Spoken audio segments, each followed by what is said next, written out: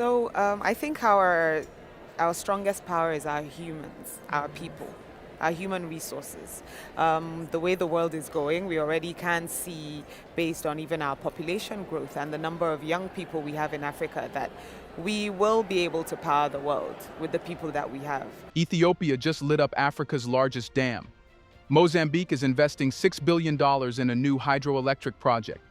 School meals now reach 87 million children. And Johannesburg is preparing to host the G20 for the very first time. Shocking, right? But how do all these pieces fit together? Dams, classrooms, railways, and global summits. Are they random wins or part of one bigger story? What is happening in Africa? Let's find that out.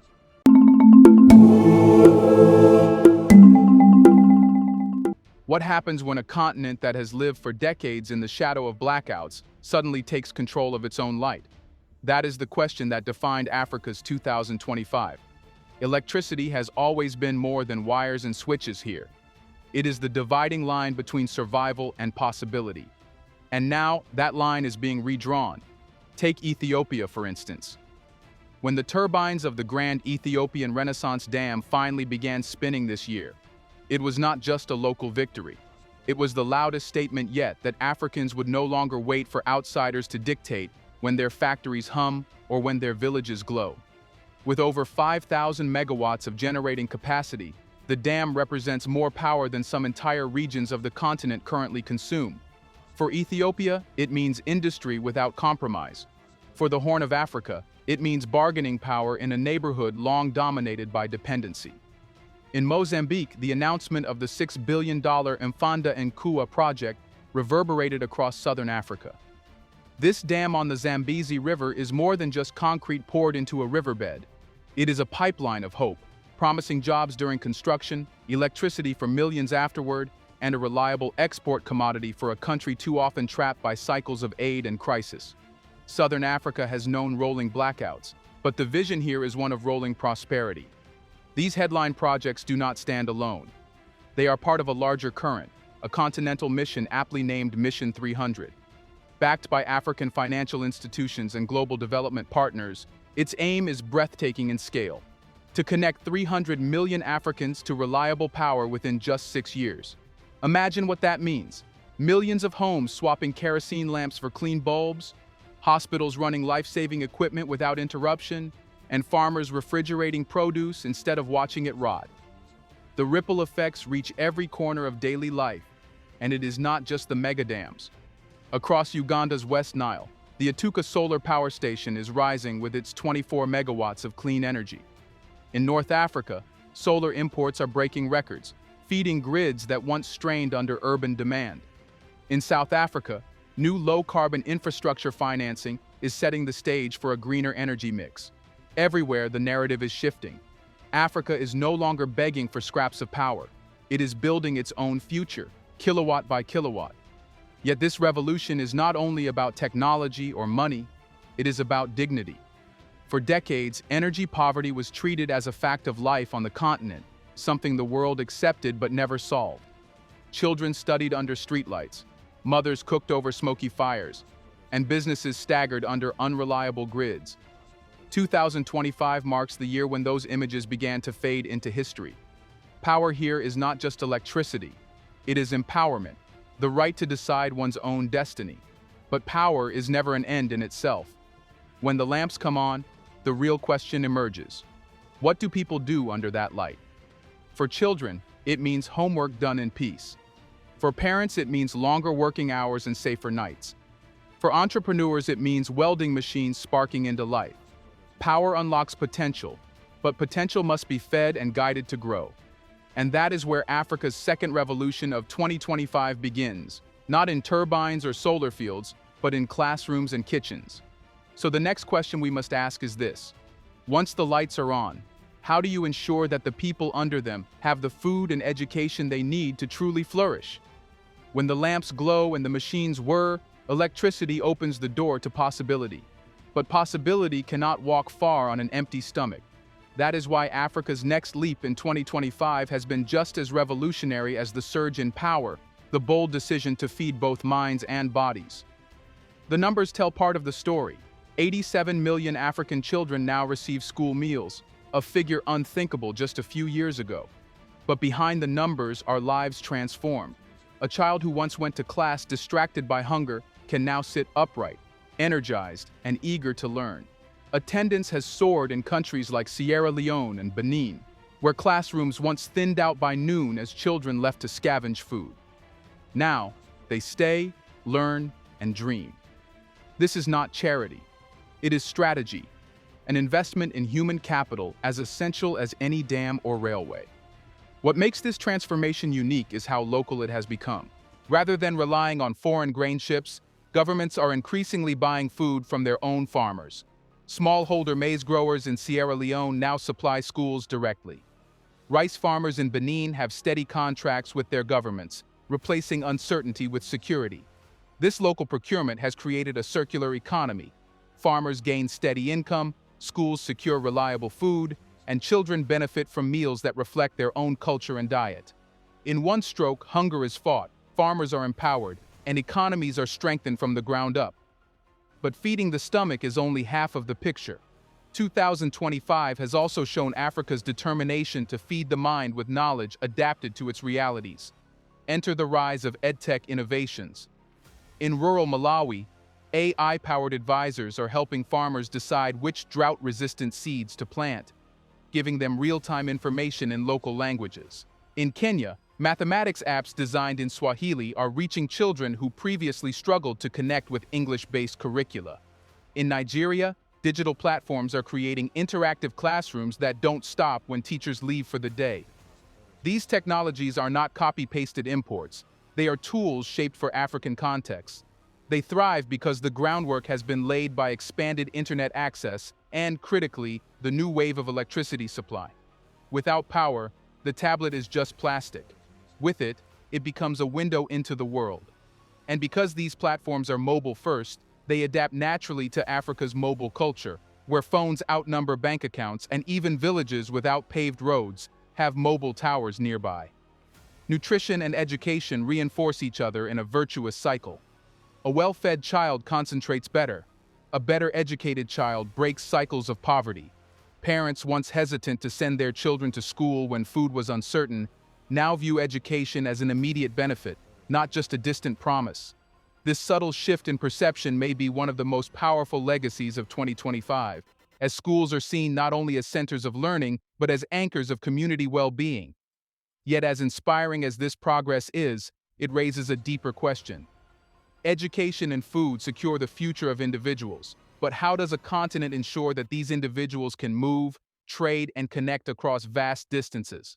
A full stomach and a sharp mind can only go so far if the roads are broken and the rails stop short. And so, after power and education, Africa's story in 2025 inevitably leads to infrastructure, the bridges, trains, and highways that turn individual progress into continental transformation. So we must now ask, how is Africa building the physical backbone to carry its rising generations forward into prosperity? Let's pause for a second to say, big thank you to the Black Culture Diary community, where Black voices, stories, and legacies are preserved and amplified. By becoming a member, you're not just supporting the channel, you're becoming part of a powerful cultural movement. Let's continue. The answer begins with finance, but not from the usual foreign sources. A report this year revealed that Africa holds more than $1.1 trillion in domestic capital, locked in pension funds, insurance reserves, and sovereign wealth pools. For decades, these resources were quietly parked abroad, while the continent relied on external loans for its own roads and ports. In 2025, that tide has shifted. African states are beginning to invest African money into African projects. The symbolism is immense, Africans funding their own future. One of the most striking examples is the Tanzania-Burundi Standard Gauge Railway. Stretching from Uvinza in western Tanzania into Gitega, Burundi's capital, the railway is designed to cut transport costs and open trade routes for one of Africa's landlocked nations. For Burundi, whose minerals often sat stranded due to poor logistics, this line is liberation on steel tracks. For Tanzania, it is a gateway to new markets and proof that regional integration can be built mile by mile. South Africa, too, has taken a decisive step. With $1.5 billion in World Bank support, the country is upgrading its ports, modernizing urban transport, and laying the groundwork for a low-carbon infrastructure system. While the headlines often focus on Eskom's electricity woes, these projects reveal another story, one of a nation trying to make its logistics, cities, and industries fit for the demands of a green global economy. Elsewhere, smaller but no less important projects are unfolding. In Uganda, the Ituka solar power station is paired with grid expansion, ensuring the electricity generated actually reaches households and businesses. In West Africa, regional road corridors are being rehabilitated, cutting travel times between capitals and border posts. And across the continent, fiber optic cables are weaving a digital network as vital as asphalt and steel, ensuring that Africa is not just connected physically, but also virtually to global markets. Infrastructure in Africa has always been political. Colonial powers built railways to extract resources, not to connect people. Post-independence governments often borrowed heavily for prestige projects that failed to deliver. But 2025 feels different.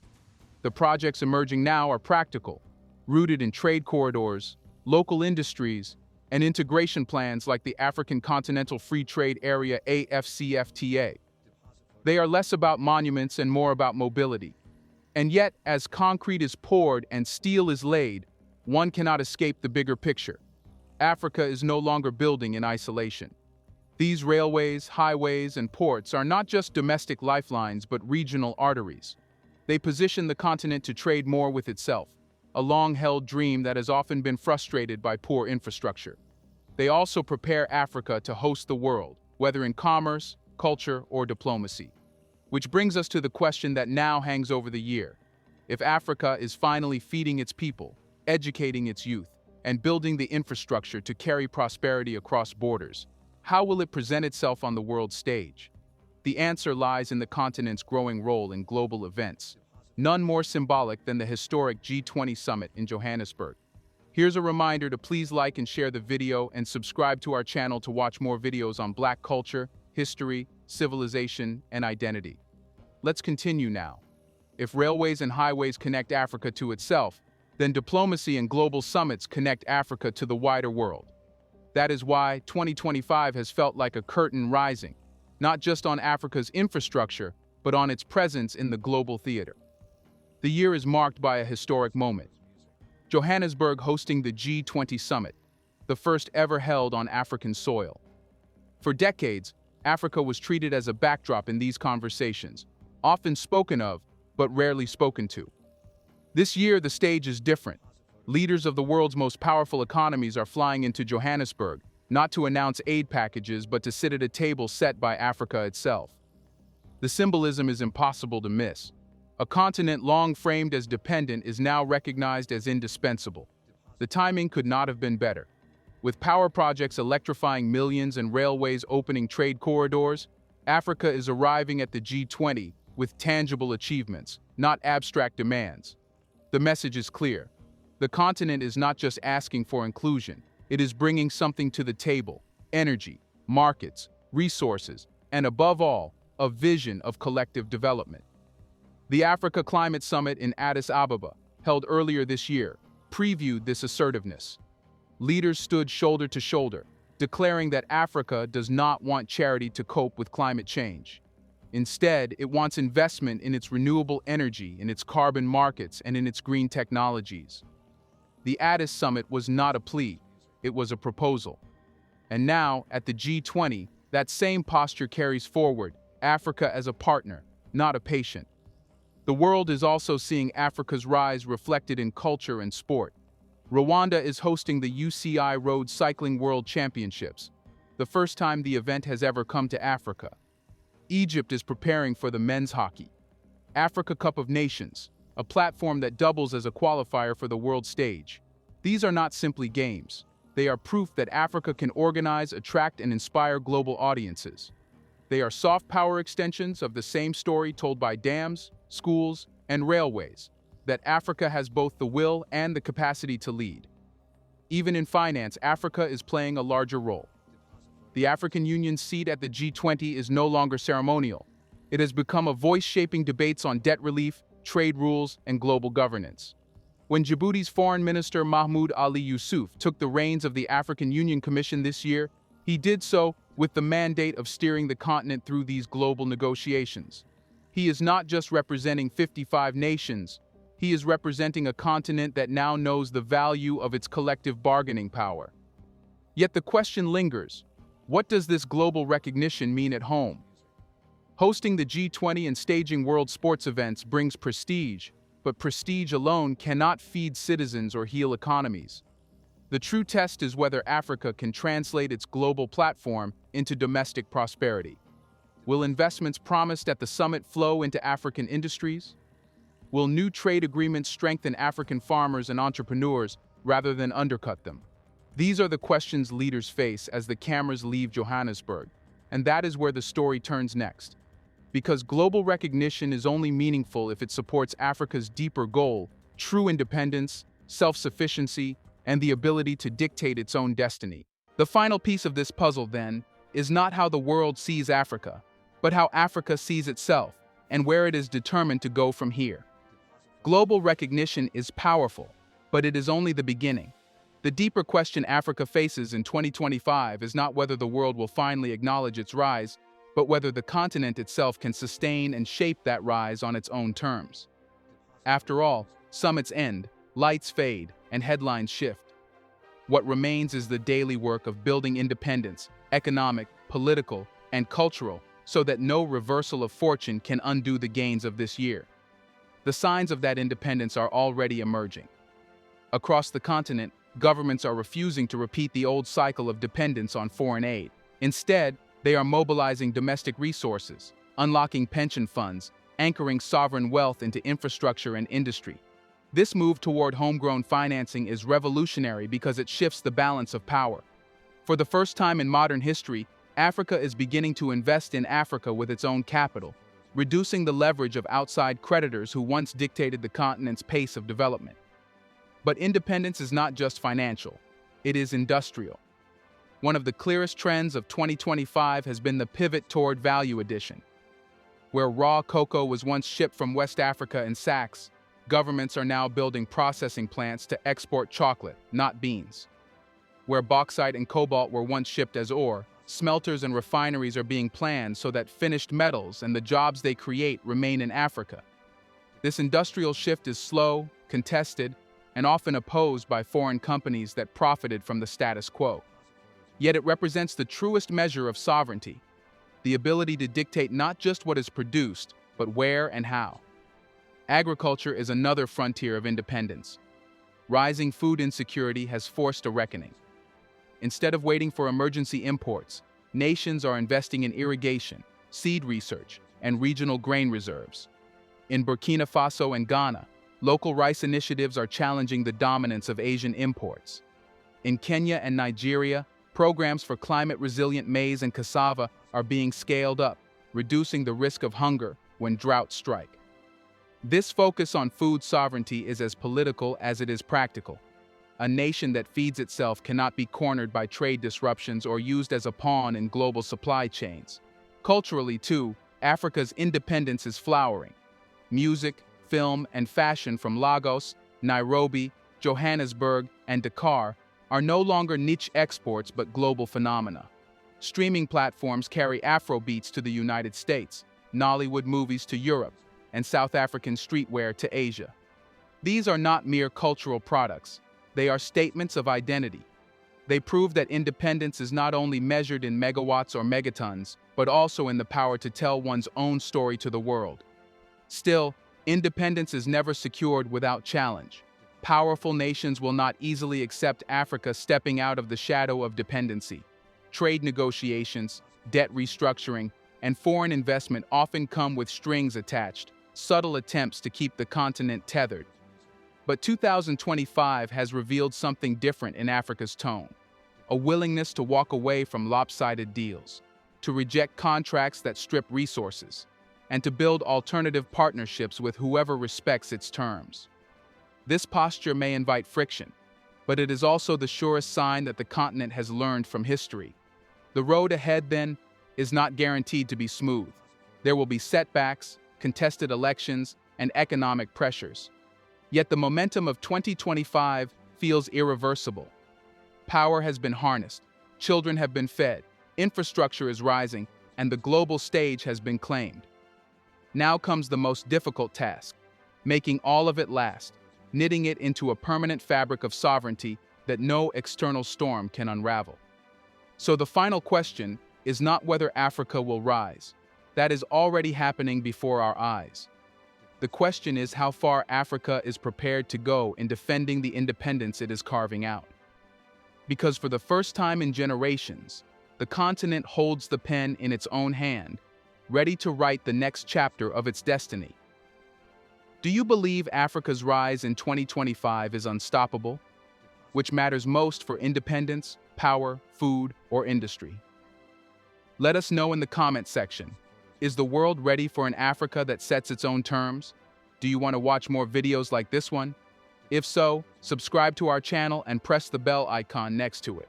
We have decided to bring videos on something nobody talks about: the Black culture, civilization, history, and evidence about how glorious Blacks have been. Thanks for watching, and until the next video, stay tuned. Deposit photos